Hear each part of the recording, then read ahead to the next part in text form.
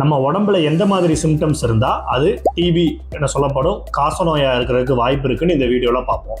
வணக்கம், நான் doctor Fazil, consultant pulmonologist. உலகத்திலேயே காசநோயினால் அதிகப்படியாக பாதிக்கப்பட்ட மக்கள் வாழக்கூடிய நாடு இந்தியா தான்.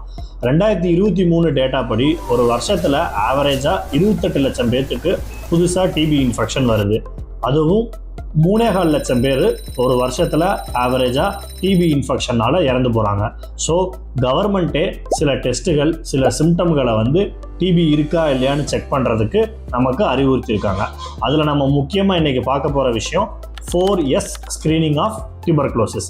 அதாவது 2 வாரத்துக்கு மேலே இருக்க இருமல், 2 வாரத்துக்கு மேலே இருக்க காய்ச்சல், நைட் ஸ்வெட்ஸ் அப்படின்னு சொல்லக்கூடிய ஈவினிங் அல்லது நைட் டைமில் ஏற்படக்கூடிய வேர்வை, குளிர் அந்த மாதிரி இருக்கிறது.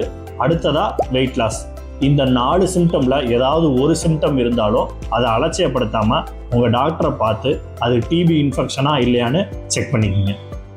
மேலும் இது மாதிரி இன்ஃபர்மேஷன்ஸ்க்கு நம்ம மனவை பல்மோ கேரை சப்ஸ்கிரைப் பண்ணிக்கோங்க.